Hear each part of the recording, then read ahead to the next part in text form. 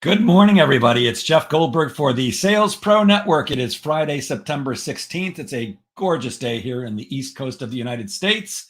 As you know, or as some of you know, I'm a sales coach and trainer. I work with both individuals and organizations to help them get measurable and sustainable sales increases.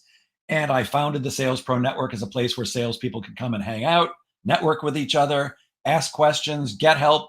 And every Friday at 10 a.m. Eastern, we do either a live interview or a training session. And today we are supposed to have Paul Ross, the author of Subtle Words That Sell. Excellent book. Read it myself. Paul's a fascinating guy, other than the fact that he's not here for the interview. So if you're watching us live, and we'll see how long this actually lasts, because if Paul doesn't show up, I got nothing for you other than to take your questions. If you're watching this live, please say hello in the comments. If you're watching us on Facebook and you have not connected your Facebook account to StreamYard, if you say hello, I'm not going to know who you are. It just says Facebook user. So if you're on Facebook, please put your name in when you say hello. Good morning, Joe Pontius. It's good to see you, my friend. I miss working with you guys. We'll give Paul a minute or two to show up. Hopefully he will, but if not, then this may be short. Ladies and gentlemen, if you're watching us live and you have any questions that I can help you with, sales-related, sales management questions, prospecting, selling, anything like that, pipeline management, please put them into the comments now. Otherwise, this is going to be a very short interview because I'm not very good at interviewing myself. Jeff, what do you think about selling? I think it's a noble profession. That's going to be a waste of 60 of your minutes. So good morning, Chris Williamson, one of my favorite sales experts and a comedian of the highest quality. Gabby is here. Great. One of my, I know so many terrific people. If you need a closet in your house, this woman is incredible. Gabby, she's just phenomenal. In fact, let's talk about this while hopefully Paul is trying to connect. One of the cool things about sales is you get to meet so many great people, and you should be well networked with amazing people who can not only help you, but help your clients and prospects. And one of my favorite things to do is to connect people, my clients, my prospects, with people who can actually help them. That doesn't necessarily do anything for me to put money in my pocket, but I find that givers do get. And when you hook up two people who can help each other, then you still look like the good person for making that connection. And one way or the other, whether it results in business or money from one of them, I do find what goes around comes around. So by constantly hooking people up with the right people, that's a great thing. Good morning to you, Ray Aurora. All right. I'm not sure if Paul's going to show. So unless you guys have some questions, good morning, Facebook user who just entered, said hello. If you said good morning, Jeff, good morning to you too. I'm not sure who you are, but good morning to you too. So let me just share this with you. I arrange these months and months in advance. I send Outlook invites, and the week of the interview, I get in touch with people. I tell them what they need to do. I give them the link to this, and I ask them to please come on 10 minutes early, that I'll be waiting for them here on StreamYard at 9:50 for a 10 o'clock start, because I believe in the airport theory of time management, which means, Paul's coming in, good news, that if you're a minute late, that you've missed the plane. But luckily, this gentleman did not miss the plane. Gabby says she'd like to see the book cover again. Let me bring Paul in, and then I'll show you the book cover, Gabby. And Chris Williams says hopefully I could interview the beach pug, which he's kind of a quiet guy, so I don't know that I would be interviewing the beach pug. But Gabby, here's the book that I was talking about, Subtle Words That Sell, and you can now see on the screen Paul Ross. Paul, I was a little afraid that you weren't going to show. I'm so happy to see you here, my friend. Welcome to the Sales Pro Network. My apologies. I'm having connectivity issues, and I got a new router, and I'm still having connectivity issues, but thank goodness we've got it working. Hi, Jeff. Good to see you, my friend. It's a pleasure, and I'm very excited to be speaking to you today. I've been having computer issues for a week myself, and I know the frustration that brings. I've had two different IT guys working on it, and so far nobody's able to fix it. But you're here, and I'm glad, Paul. I just did an introduction. One thing, I'm so sorry. Let me get this on Do Not Disturb, because now that I got it on, I got it. All right, we're on Do Not Disturb. You good to go? I'm good. All right, so why don't you give us a little bit of your background? I know you used to be a dating coach, and then you became a master sales trainer. Could you give everybody the 2-minute version of what brought you up to this point? Sure. So I am a former dating, I'm just going to say it, pickup coach. I used to teach men how to get women, how to meet them, how to pick them up, how to charm and romance them. If you want to put that, I'm giving you the rated G version of what used to go on in my career. My background is I'm a master practitioner of neurolinguistic programming. I don't know if you're familiar with NLP or not. And I'm also a master hypnotist. And so through the work I did with teaching men to be successful women, I began to get a lot of emails, a lot of phone calls from guys saying, thank you very much. I met my wife. Here's pictures of my kids. And I've been using your stuff for sales. I thought, this is back about 15 years ago. I thought, hey, genius, this essentially would work for sales. You've been using it without even knowing it in your online sales. I've sold millions of dollars worth of courses. And so I thought, hey, let's go back into my language lab and figure out how this all works. And I began to teach people from different backgrounds in sales. I now primarily only work with people who are already really successful because my methodology requires someone who's smart and driven to really leapfrog over the pack and just crush their competition. I like people who are really competitive. I'll work with non-competitive people, but I'm really seeking people who are seeking the edge. Got it. And I don't want to take the whole interview for this, but as you know, when I first met you, I was fascinated by your past. And you mentioned that there was a movie that was created that Tom Cruise starred in that was actually based on you and your dating coaching philosophy. Can you speak a little bit about that? I forgot the name, but could you remind me? Magnolia is the movie, and Tom Cruise played a rather crazed version of my Ross Jeffries character. That was the name I went by when I did that character. I never saw any money from it. Never met Tom, but it was great publicity. And I got a date with my intellectual property attorney who would not go out with me. I said, Janine, this is business. This is business because they could be infringing on my trademarks and copyrights. So you got to go out with me. But didn't go anywhere. She kept it professional. Love that. So let's jump into it. You say that language is magic. What do you mean by that? Well, language structures consciousness, shapes decisions, drives behavior.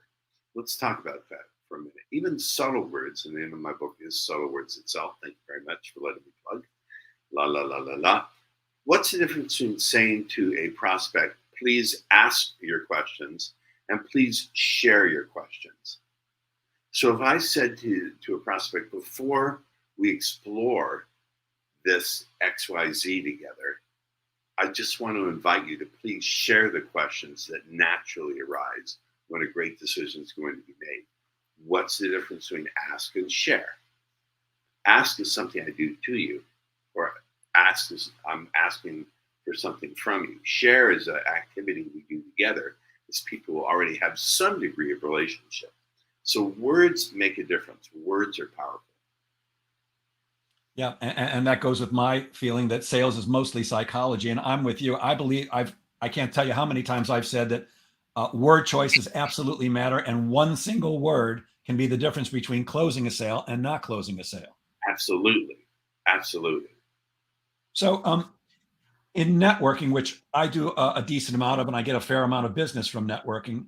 Probably 40 to 45% of my business comes from a networking group that I belong to. But in networking, we talk about that you need to be known, liked, and trusted. And in sales, we talk about people buying from people that both like you and trust you. But you call that BS. Why is that? No, it's not. Well, I would say it's incomplete. Yes, know, like, and trust is necessary. But I would say two things. First of all, you know what's better than know, like, and trust?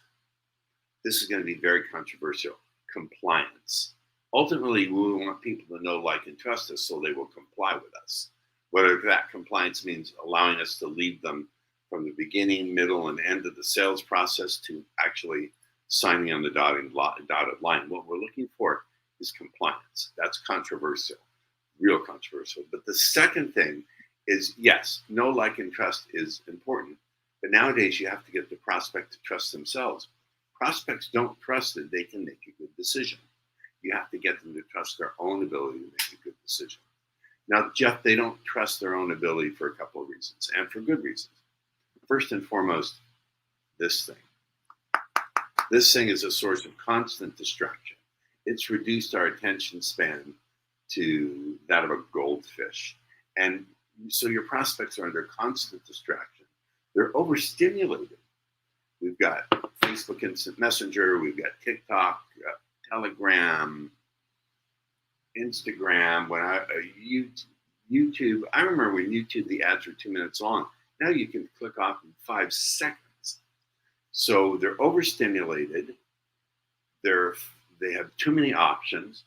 Their focus is diminished tremendously. And then they've been burned. They've been burned.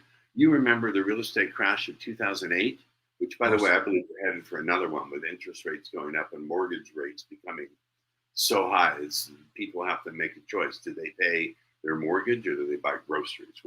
This is my own opinion. I'm not a real estate or investment maven. I'm not giving advice. This is tangentially. So people have good reason not to trust things, not to trust institutions. I'm not going to discuss politics here, but if you asked people, do you trust the political parties running the country? Do you trust what the media is telling you? I think it's a safe bet to say the majority of people would say no. Do you agree? 100%, of course. 100%. So trust in institutions, trust in themselves is plummeting like a lead falcon. So we've got to get our prospects to trust themselves. I like what you're saying there very much, because it's my belief that people are afraid of making a bad decision. The way brain science works is we're wired up to think negatively when we're making a buying decision. We worry about, what if it goes wrong? What if I look bad? What if I get fired? So, we have to do something to help them get past that automatic negative thinking of what if, to be comfortable with making a positive decision to do business with us. Yes? Correct. And I hope you'll pardon how normally we're very early here in California. Normally the sun is up and shining, so we're a little darker. And my lights we see you just fine. All right. So what is subtle selling? I've been in sales 48 years, and long ago it was you pound people in the face. You use all kinds of tactics and techniques, but that doesn't seem to be what you're talking about here. What is subtle selling? I'm talking about appealing to the prospect's subconscious mind so they convince themselves to buy. You read the title of my book, because I don't want to appear to be overplaying it. But if you read the whole title, it's not just subtle words that sell. Can you see the subtitle? How to get your prospects to convince themselves to buy and add top dollars to your bottom line. So I say what you really need to do is to use subtle subconscious communication to capture and lead your prospects' imagination so they believe they're making their own decision. Here's a key. Whatever you can get your prospect to imagine for themselves will be perceived by them as being their own idea, and therefore they will not resist it. Does that make sense? Yeah. Can you say that one more time so that everybody gets it? Because that's an important point. Yes. Whatever you can get your prospects to imagine for themselves will be perceived by them as being their own idea, and therefore they will not resist it. Ladies, you know this with your significant other. If that other happens to be a man, you can't argue a man into anything. But if you drop the hints, a month later he'll come back and say, "Hey, I've got a great idea," when it was your idea all along. So this is not limited to sales. It works through all effective human communication. So you and I agree, I think, that we don't talk people into things. We're not there really to convince or persuade or talk people into things. That our job is to get people to choose to buy from us. So how do you get prospects to convince themselves to buy? All right, this is where it gets back. Can I curse a little bit on your show? I don't want to do anything you want. All right, here's where it gets batshit crazy. I believe that selling is about creating states of consciousness. Yes, it's about getting ideas and presenting what your proposition is, but first it's about states of consciousness. Let me use a metaphor, if I might. Let's say we want to conduct a current of electricity. I have a sheet of gold foil and a sheet of cardboard. Which one of those two mediums is going to conduct the electricity? And it's not a trick question, Jeff. No, it's obviously not the cardboard. It's going to be the aluminum. The gold foil is what I said. The foil, yeah. Yeah. All right. So consider your prospect state of mind, your state of consciousness, to be the conductive medium, and the words, your pitch, your presentation, whatever it is, the facts, figures, data, information, what you put on a graph or a prospectus to be the current, the electricity.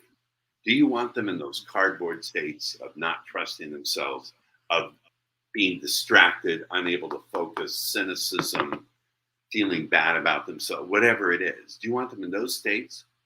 Or do we want to create states of fascination, states of focus, states of not just trusting us, but of wanting to eagerly follow our lead? That goes beyond rapport.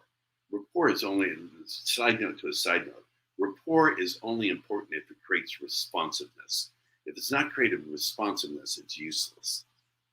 So that's the first thing. And the second thing is, I believe sales is not just about getting our ideas into our prospects' minds. It's about expanding their mind to include our ideas. Because oftentimes prospects don't believe they deserve what it is you're selling. It's not that they don't want it. They may not think they deserve it. They may not think it'll work for them. So you've got to expand their consciousness to include new possibilities about how they think about themselves, their sense of what they're capable of, what they believe is possible for themselves, and what they deserve. So this is a completely different way of looking at sales. Now, I'm not saying abandon your current methodology of selling if it's working. But if you add in these ways of thinking and some little tools, with your permission, that I'll demonstrate, then I'll strap rocket boosters to it. Please do demonstrate. Otherwise, Jeff, if you only do a little bit more of the same old system that you're doing, you're going to get incremental changes. To go from beyond incremental into exponential, you really need to do something radically different. And the other aspect I'll add into that is, if you're doing what your competition is doing, then guess what? Your prospect will have heard it before unless you get to their door first, whether that's electronically or door to door or however it is. It becomes a foot race, and foot races are exhausting. That's a long answer. I talk a lot. I'm a podcast host, so I know I want guests who are going to talk and not make me talk. So I know this is what you're looking for. Absolutely, 100%. Why don't you tell us the name of your podcast in case anybody would like to listen to it? It's called The Influencer's Edge, and we've already got some huge names to appear on the show. I don't know if you're familiar with NLP, neuro-linguistic programming. My next question, but yes, I have some slight knowledge, but we're going to go into that in a second. We had the founder of NLP, Richard Bandler, who's the co-creator of the whole thing on the show. Wow. So, I first heard of NLP through my fascination with Tony Robbins. So I think everybody's heard of NLP, and I know it stands for neuro-linguistic programming. And I've actually got this sitting on my desk to read it. I haven't read it yet. What? Sorry? Who wrote that one? Tom Hubyar and Tom Dotz with Susan Sanders. Don't know, but it's a huge community. Why don't you, if you would, why don't you explain what neuro-linguistic programming is? Oh, wow.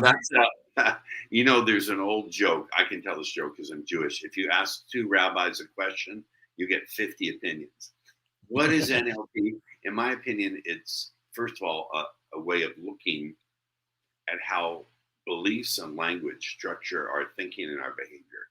It's a modeling technology. It's a way of looking at people who do something well, extracting out the nature of that talent, and then duplicating it for yourself. That was actually my understanding, because I heard Tony Robbins said, look, if somebody's being successful at what you want to do, if you do the same things, you should get the same result. Not to that. Yes, but we got to be careful about the claim. I'm not saying if you learn to think like Einstein, you're going to be an Einstein. Or if you take Mozart's approach to music, you're going to be a Mozart. But you'll be much better than you were, and you'll take on some aspect of their talent. Now, out of that modeling technology distills a lot of techniques. Bandler and Grinder, the co-founders of NLP, along with Robert Dilts, Judith Delosier, and a couple other people, doesn't really matter. One of the people they studied who I think had the most impact on NLP was Milton H. Erickson, the founder of modern hypnotherapy. Erickson was to hypnosis what Einstein was to physics. This is my opinion. And he taught a very conversational style of hypnosis. It wasn't go to sleep and all the the rest of it. So he taught covert suggestion. And a lot of NLP are the techniques that distill out of modeling Milton, if that makes sense. So that's what I've applied in selling. And there's some other NLP aspects. We could talk about NLP for hours and confuse people. I don't want to do that. So how we don't have hours, we have 40 minutes, but so how does NLP and hypnosis, how do those apply to selling? I mean, I've often jokingly said, if I could hypnotize people to buy, that'd be a great thing. But well, let's define hypnosis. I prefer suggestion and trance to hypnosis. Let's think about this. I certainly wouldn't say to a prospect, Mr. Prospect, in a moment, you're going to become fascinated with me. And the more fascinated you become, you're going to become more and more excited about buying what it is I'm presenting to you today. They would laugh in my face and maybe even give me a kick where I don't want to be kicked. But if I said, before we begin this exploration together today of this opportunity, I'm not sure at which point you might pause and find yourself growing more and more focused in on what it is I have to say. But as that's taking place, feel free to share any of the questions that naturally arise when a great decision is being made. I'm essentially doing the same thing. But now what I just said, you probably in a minute won't even be able to remember it because it's so deliberately vague. Notice what I said. I said, I don't know at which points you might stop. Now, when I say I don't know at which points, what does that imply? It implies there's going to be more than one point. It implies it's going to happen. I don't know at which point you might stop and find yourself focusing in. Find yourself focusing in. What does it mean to find yourself doing something, Jeff? It means you didn't consciously do it. It means it's just going to occur. So this is just one small example of using this kind of language in the very beginning of the conversation. Now, I did something else at the end there. I said, a great decision's being made. That's deliberately vague. One of the ways you can be hypnotic is to be vague. There's times to be vague in a sale and times to be specific. There's times to make the message clear, but there's times to not make the message clear, to be vague, even confusing. When I say a great decision's being made, I didn't say a great decision to list with me or a great decision to buy this product. I didn't say that. I said a great decision's being made. I'm deliberately vague, which causes the unconscious mind to make a search and go, I wonder what that means. And then at the end of a chain of suggestions that they're going to trust you and get very focused, the unconscious mind will interpret that as being, oh, yeah, I'm going to buy from him today without you saying it directly. That's a big mouthful. We could spend half an hour analyzing just that one example, but you get the gist of what I'm saying? Yeah, I do. So we're purposely being vague so that they can focus in on, I don't know what that means, but I should listen more. I want to hear more about what this guy has to say. Exactly. Okay. Exactly. And it's a command to focus in. It's a command to become focused. Got it. And it sounds like you're also implanting great decision to be made, or great decision is going to be made. You're saying, I don't care which way, but one way or another, you're going to make a decision. You're going to make a decision to buy, not to buy, to wait. And by saying a great decision, it's implying that they can trust their ability to make a great decision, which is handling that problem that we covered about 13 minutes ago. So you're not saying there's a huge decision to make. You're saying one way or the other, you're going to make a great decision. So you're kind of giving them the confidence that they may not have. True, Jeff, but the implication is the great decision is they're going to buy, because we've established that they're going to focus in and get excited. Got it. I like that. One of the things I do in preparing for these interviews, I go to people's LinkedIn feeds and I look at the articles they've written. I came across a word that I have to ask you about. What is masturbation? I was tickled by it. This is not original with me. This is from the work of Albert Ellis, who was the founder of rational emotive behavior therapy. And Masturbation is when you try to motivate yourself by saying, I must go to the gym. I must make more of my cold calls today, which, by the way, I personally hate that term, cold calls. It implies that the person on the other end is going to be cold to you. I don't like that. I must not, it also applies to not, I must not be so nervous when I present in front of prospects. I must be more disciplined. The problem is, I must lose weight. This doesn't give your brain any instructions or directions. It's just a subtle form of beating on yourself, or a not so form of beating on yourself. So instead of masturbating, I like to tell people to use the word claim and choose. I choose to make my calls today.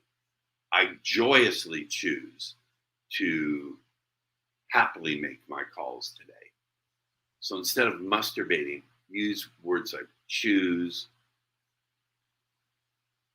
I choose, I'm choosing, and also words like claim. I claim my discipline to joyfully make my calls today, instead of saying I must be more disciplined, or I should be more disciplined. Does that make sense? Sure. Well, one even sounds a little negative. I have to make cold calls. It's almost implied with I have to make cold calls, and I hate making cold calls. And why? Whereas, I'm sorry. Go ahead. well, whereas the other way, you're saying you have more power. You're accepting that you're responsible and you're making a choice. And also, let's look at something else. The whole idea of making calls. Instead of making cold calls, how about extending opportunities? How many opportunities can I extend to people today to make great decisions? When you make a cold call, the implication is the person on the other end of the phone has the value. But if you say, how many opportunities can I extend today to make good decisions? Now, all of a sudden, you're not asking for anything. You're offering a gift. And when we offer a gift, the worst that can happen is someone doesn't pick it up or leaves it on the ground. And we've lost nothing. We have the gift to give to people who can appreciate it. That's an important distinction. I think I've shared this more than once on this broadcast, but I'm going to say it again. I think I told you when we first spoke that I do stand-up comedy, and a comedian friend of mine about 3 or 4 months ago made a distinction for me, which really changed my perspective. And I was talking to him and telling him how much I enjoy being on the stage, and I love getting laughs. It's just the greatest feeling in the world when I get laughs. And he goes, "Stop thinking that way. Stop thinking about getting laughs and start focusing on giving laughs."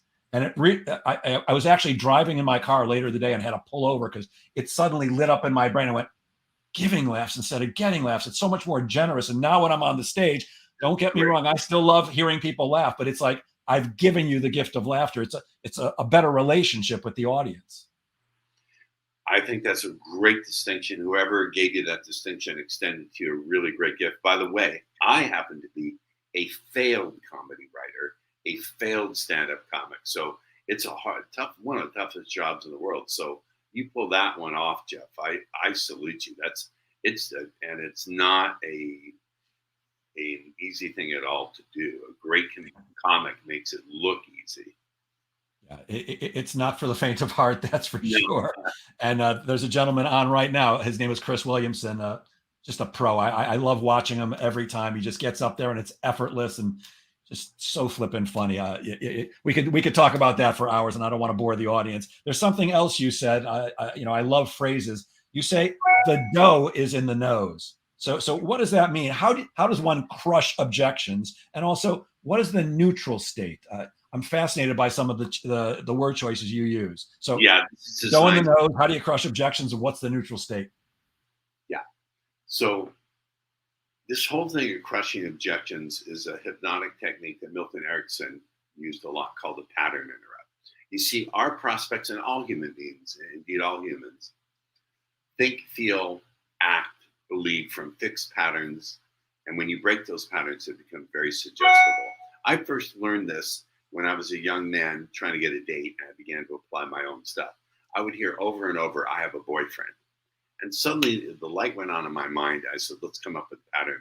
So spontaneous, I said, "Debbie, you don't need to convince me someone else finds you attractive. That's not how I'll make up my mind about you." And that's an incredible pattern interrupt because it's flipping the script and making it about them trying to convince me to be interested and attracted to them. So that worked about 30% of the time. They laughed so hard, they said, okay, and they would give me a shot. So pattern interrupts work really well. One of my favorite examples is something called the counter example. So oftentimes we'll hear from prospects, a huge smoke screen. I need more time to think it over. I don't care what field of sales you're in. We hear the smoke screen or objection. I need more time to think it over. Now, traditionally we'll hear, well, what would you need to think over if you had more time? What is it that you'd be thinking? That's a really good one that I just came up with on the spot. But here's a counter example. So role play with me. Just say, I need more time to think it over. Paul, I'm interested in what you've got, but I really need more time to think it over.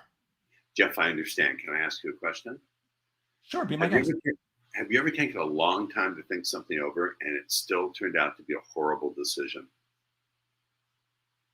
As a matter of fact, yeah. Maybe it's not about time, but about the clarity you need to recognize you can feel safe moving forward today. So thinking about it like that, what do we need to get out on the table for you to feel that clarity to move ahead? Now, all of a sudden, you can't even remember the objection. I've wiped it out of your mind. I've, in effect, given you objection amnesia. Does that make sense? It does. And it goes with my belief that I think it over is a crock of crap. Here's my thoughts on it. So when you get to the end of a sales process and you've asked people to choose to do business with you and they say they need to think it over, I personally think that, first of all, they're not going to put it on their calendar, schedule some time to think over Jeff's opportunity. And what do I want? That's for sure not going to happen. And I also believe this, that if we've spent some time together, whether it's 30 minutes or days and days or months and years, working on a sales process, and we get to the end, once I leave your office or get off the Zoom call or the phone call, are you going to have more information at that point on which to base a good decision? No. Yeah. You've got the person right in front of you right now who can answer all your questions. Plus, the other thing is, one of the things you really want to think over is, do you trust Jeff to deliver what he says he can? And if you don't know that by that point, then you're not going to figure that out once I'm gone. And finally, the other thing is, can I afford? Do I have the amount of money that Jeff's asking for? And do I feel it's worth it? And again, if you're talking to a decision maker, they know that right then and there. There's really nothing to think over. And to me, think it over really means, hey, Jeff, you're a nice guy, but I'm not going to do business with you. But I don't want to say no because I know you're going to argue with me and I'm not looking to have a fight here. I think it's bullshit. Or they may simply not want to hurt your feelings. Exactly. And that's what I say to them, Paul. I say, here's what I say. Look, you can take as much time as you need to think it over. That's fine by me. But here's what I suggest we do. Tell me what you need to think over. I'll answer any questions that you have. And I'll give you as much time as you need. If you say you need a day, I'll give you a day. If you need a week, if you tell me you need a month, I won't contact you for a month. But Paul, here's what I found in 48 years of selling. When someone like you says they need to think it over, it typically means one of two things. One, it means that I did not give you enough information to make an intelligent decision. And if that's the case, I take that on myself. Tell me what you need to know. I'll answer your question and then leave your office and we'll figure out when to talk next.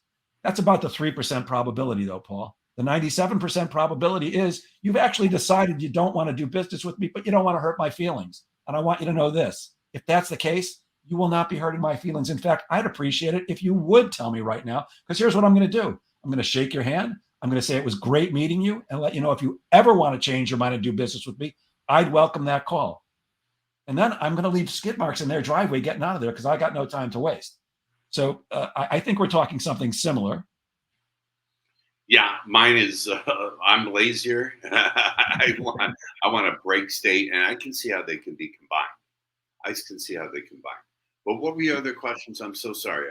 I haven't. Well, we were talking about crushing objections. There was something else you talked about, the neutral state. Yes. What's that? Not to be confused with the neutral zone for those of you who are trekkers. That's for we trekkers. That's the zone in space between the Romulans and the Klingons and the Federation. So too often we are told to get into a peak state when we go to sell. This is the Tony Robbins school. Now, I don't want to put down Tony. He's in front of an audience of 50,000 people. He has to be in a peak state. I get it. That works for Tony in that. But if we pump ourselves up into a peak state of enthusiasm, yes, I'm ready to go, and we come at our prospects rather than meeting them where they are, we're going to fry their circuits completely. So I say it's more important to be neutral, and here's the key. You're interested in the sale, but you're invested in your skills. Champions are interested and prepared to win the sale, but they're invested in their skills. In a breakfast of bacon and eggs, the pig is invested, the chicken is interested. I'm not saying you should be a barnyard animal, but you get the analogy. And neutral is also really useful if you get knocked back on your pins, to use a metaphor. If you really get a harsh, shocking no, or have a really bad setback, rather than immediately going from being very, very upset to being positive, it's too big a shift. Get the car into neutral. It's like you're going 100 miles an hour and suddenly jamming the car into reverse and then going 100 miles an hour again. You need to get the car into neutral. Too often, positivity is overemphasized. I'm not saying you shouldn't be positive, but there's a time and place for it. There's a time and place to also go, mother,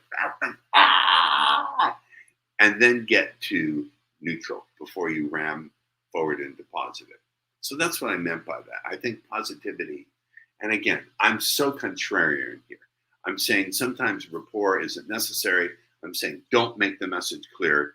I'm saying sometimes being positive is not a good thing. I'm very contrarian. If you're going to be a student or a client or a customer of mine, you have to be prepared to think in a completely different way. Because this is off the wall kind of stuff. I don't know if you've ever heard it before, but I'd venture to guess most of the people in the audience have not heard it like this or this much emphasized. So, are you a fan of the technique that called mirroring? Your prospects. No, this is an NLP technique that has some usefulness. Like, so if the client does this, I don't know, the camera, I don't normally use the laptop camera. I use this thing, but StreamYard, I'm having a little difficulty. I normally do Zoom, so it's a little bit. But if the client crosses their arms, you cross their arms. If they do this, you do this. It's clunky and it's detectable, I think. Now Okay. you can mirror certain things that are harder to catch that are effective. You can mirror the cadence of their voice. If you're down south, you don't want to talk like a New Yorker. I don't mean the accent, I mean the speed. My parents were New Yorkers. I have a New York East Coast vibe, I think. I don't know if you think that or not, but I get that a lot. You're from the East Coast, which I consider to be. So we can match the cadence of someone's voice. We can match their volume. If they're loud, we can be loud. If they're softer, we want to be softer. Does that make sense? It does, and I completely agree. If they cross their legs, you cross their legs. I find it manipulative, and I think it's obvious. Anybody with half a brain is I going don't to go, mind manipulative as long as it's effective and it's honest. You can honestly manipulate someone. Tell me a little bit more about that, because just the word manipulate has a negative connotation. I just did it. I manipulated you to be curious and want to hear my answer. You did it well. I did it well. But for me, manipulation is not about misrepresenting facts. I mean, manipulation certainly just means to move with deliberateness, to move with skill. Look at the dictionary definition. One of them is to mislead. But another definition of manipulation, it comes from the Latin word manu, for hand. It's when we use our thumb and our forefinger, it's early, I haven't had my coffee. My thumb and my forefinger, we're manipulating an object. I am manipulating this pen by using my opposable thumb. The thumb and the forefinger work in opposition to and yet in cooperation with to move the pen or whatever tool I need to use. Without manipulation, we wouldn't be the dominant species on the planet. We would be the lower on the food chain. Because we've got the opposable thumbs. Yes. So I don't mean misleading. I think you can ethically and honestly manipulate. Now that again is like, what the frack are you talking about? In fact, if you don't manipulate your client, you're not serving them. because they will default to the decisions of fear, like I don't have enough, or I don't deserve this, or I'm too confused. So now I'm really probably pissing off some of your viewers. I'm still stuck on that. You knew Frack, clearly a science fiction fan like me. Well, that's Battlestar Galactica, the new version of it, which was excellent. I loved it. It was great. Really, really good. We may have covered it. But Babylon 5, best science fiction show ever to hit TV. I'm not sure that I watched that one. Maybe I have something to do this weekend, other than get sushi and use my opposable thumbs for that. How can we make use of commands and suggestions? Well, you do it very subtly.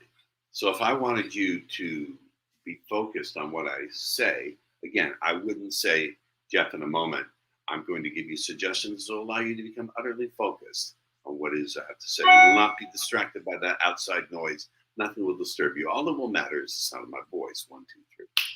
You would tell me to go take a hike or throw something in my face. But if I said, Jeff, as we're joining together in this discussion, I'm not sure all the places you may stop, and find yourself growing more and more excited and focused on what it is we're sharing together today. But as that's taking place, I feel so honored to be your guide in this exploration of what could take place together as we put our heads together and come up with something really amazing. Now, I've just dropped all sorts of suggestions into that piece of pattern. And it's not specific. I didn't say, Jeff, I think you're going to become really interested in the fact that my product delivers 15% Woozits at a reduced cost of 40% of whatever. I'm non-specific. So one of the best ways to deliver suggestions is to surround it with a lot of vague language. So the unconscious mind has to become very alert, very porous, and absorb the suggestions that you're going to drop in. This is something that's really not in the toolkit and not even in the conceptual zone of most of the people who do selling. So it's going to seem foreign at first, but one of the overt suggestions I will give you, excuse me, I'm so sorry, is it's the very ways of thinking, feeling, responding, acting that stands so far outside of what you're used to doing to hold the potential of bringing you results that are so far outside of what you're used to enjoying. So get excited when you get a little pissed off, a little confused, a little angry about overwhelmed about what it is I'm presenting today. It's only a sign that this is going to work for you. Maybe already is. So are those what you call subtle setup phrases? Is that what we're talking about? Yeah, I'm not sure. I don't know. I call them false professions of ignorance or subtle setup phrases, weasel phrases. I'm not sure if you were to, I don't know. If someone says, well, why should I hire you as my listing agent? I work with a lot of realtors. I work with all sorts of salespeople. I would say, well, Mr. Smith, I can't be the one to say all the reasons you might find yourself doing that. But I only want that to happen in ways where you can recognize that feels good and right for you. Can we have that agreement? Now, that's so vague, but once again, I don't know all the ways you might find yourself. I don't know allows them to relax and say, oh, this Paul, he's not a know-it-all.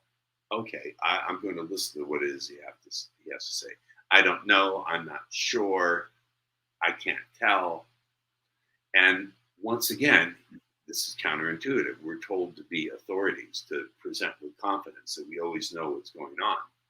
There is a time in the sale to be a little confusing, a little unclear, non-specific, and there's a time to be specific and clear. Knowing when to go back and forth between the two is a superpower. So we've got subtle setup phrases. There's another phrase that you use that and by the way, guys, get the book.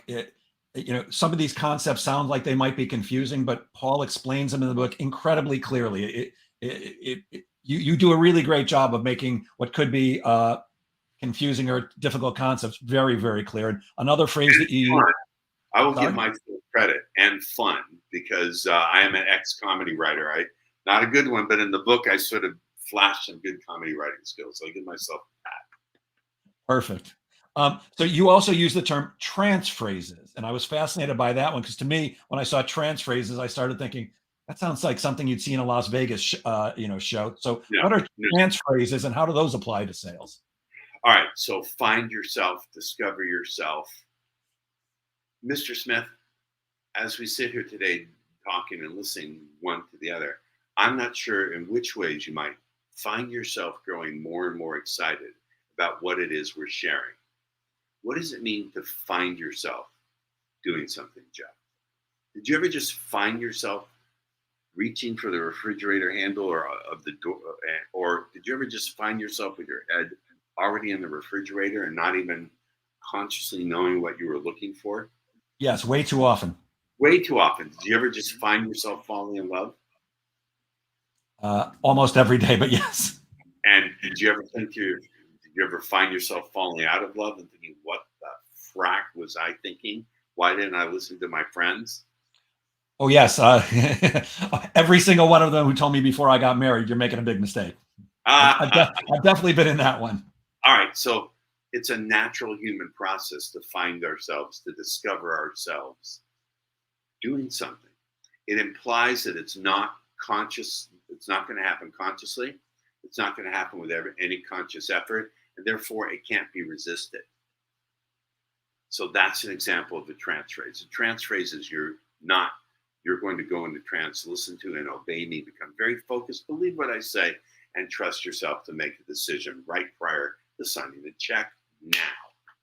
We're not talking about that. Now, I do hypnotic healing work. I'm also a hypnotist traditionally, and I would be more direct in that sense if I were inducing a formal trance, but this is not that. But it has the same effect. So what is it about us that when we find ourselves, for example, let's use falling in love. We find ourselves falling in love, and all our friends are saying, "Are you insane? You're out of your mind." And we know it. Deep in our gut, we know they're right. Why is it that we keep making bad decisions? I don't care why. I'm only interested in the how, the structure of making a bad decision. Why is a chase your tail question. I'm sure you've seen it. Recall to your mind a dog chasing its tail. It will never catch it. Right. Why just focuses us on the problem. I only want to understand how it works, the structure of how it works. What is the structure of a bad decision? And that's something what's the structure of a good decision? What are we leaving out? What are we deleting? What are we distorting? What are we overgeneralizing? In NLP, we talk deletion, distortion, and generalization. How are we using those things in a way that are not useful for us? This is very a technical discussion, and I really would, you're the host, but these kind of over technical discussions, I prefer to steer away from. If you want to take the dive, I'll follow your lead. No. Let's move on to something else. There's a relationship between agreement frames and linkage phrases. And again, guys, these are in the book. What are these and how do we use them? Sure. So I love agreement phrases. They allow us to reframe the meaning of what's going on.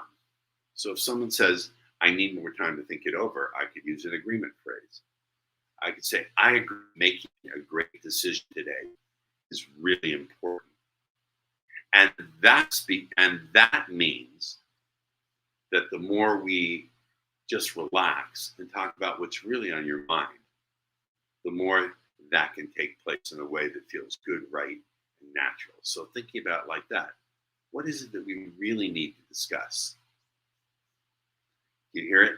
So when someone says, I need more time to think it over, I say, I agree that making a great decision today is really important. So I'm reframing it from being time to wanting to make a great decision. Do you understand? It's a way of reframing meaning, taking the meaning of what they're putting on the table that's not useful to the sale and redefining it to a meaning that is useful to serve the sale. And isn't that a pattern interrupt? Doesn't that get them to go, what? Yes, it's another form of a pattern interrupt. Yes. Brilliant. I guess we can end on this one because I found this good. You say that the prospect's first response is almost never set in stone and Right. almost always subject to change. Doesn't no mean no? If it truly is no. Oftentimes, no is just a cry for help to make a better decision.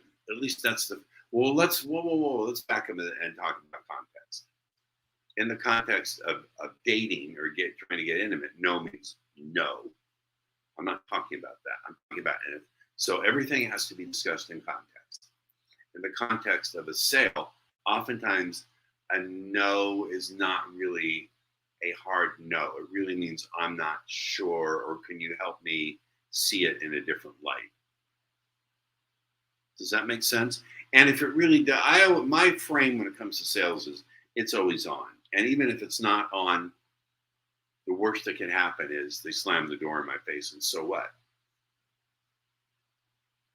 Yeah. So I was actually lobbing you a softball there because I also, I think there's a difference between the no that really does mean no. And I think when a no is really a no, the best thing a salesperson can do is really enjoyed spending time with you. If you ever change your mind, let me know and then get out. So go to find somebody who may say yes.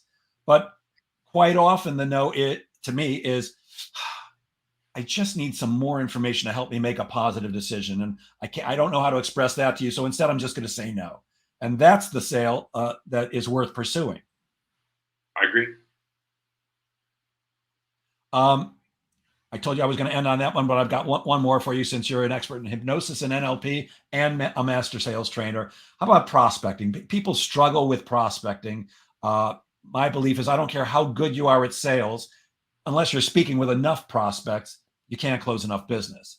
So how can we use these strategies and techniques in prospecting? And are you finding anything today that's working well or better than others in terms of getting our lazy rear ends in front of more potential buyers?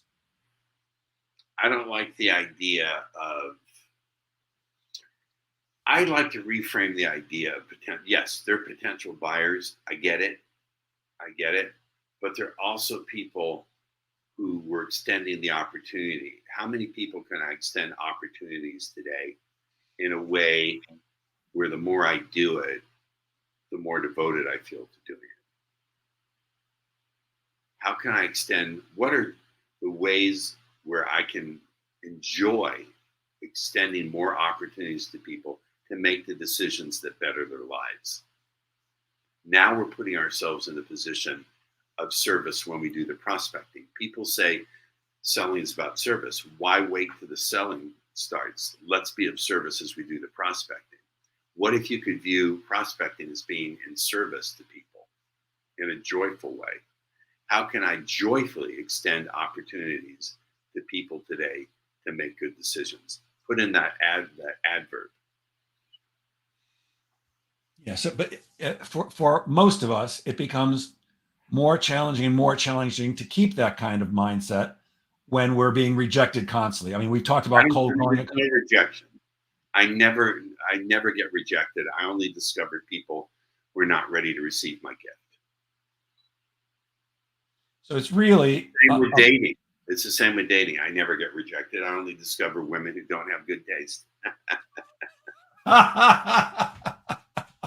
All right. I don't think it can get any better than that one. So I'm going to end here. Paul, and first of all, any final words? And then I'd also like you to share with us, how can people reach you if they're interested in doing business with you? Sure. I'm going to hold up your book one more time for those who've been asking. It's Subtle Words That Sell by Paul Ross. How to get your product. Get it on Amazon, please. I request that after you've enjoyed the book, leave a good rating because the book deserves it. It's earned it.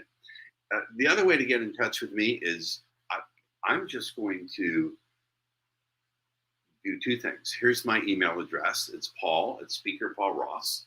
If you're interested in working with me, caveat, I only work with people who are already really, really successful. Like you're already at the top of your game. You've been through every sales training there is out there, or most of them. You find that they're starting to get really repetitive and you want to reach for the very top, exceed your own personal best, and you don't want something you can get off the shelf. If you're unconventional, reach out to me, email me, Paul at speakerpaulross.com, and I'm going to do something really, really unconventional. Do not call. I don't pick up calls I don't recognize. No, I'm not going to do that because I'll get flooded with the few people who are really offended by me. So just write me, paul@speakerpaulross.com, paul@speakerpaulross.com, subject, apply. And I do respond to everybody. But again, I only work with people who are doing high six figures and they're already really successful. And finally, they're unconventional, or they're willing to take on an unconventional way of thinking and acting to make exponential changes in how they sell. Not incremental, but exponential. So when you say high six figures, you're talking about somebody who's already making $500,000, $600,000, $700,000 a year. Yeah. Because I'm the most expensive trainer you'll ever be glad you hired. And for those of us who are not making that kind of money, Paul's book is a heck of a lot cheaper, and you can get it on Amazon or paul@speakerpaulross.com. And I do have a couple of courses on my website, speakerpaulross.com. Got it. Okay. Well, I need to grab coffee, and I'm up early. Brother, thank you so much for your time today. I really appreciate it. I'll leave you as I always do, gang. Please remember that sales is a game of making things happen. So get out there and make sales happen. Thanks again, Paul. Have a great weekend, everyone. Thanks, Jeff.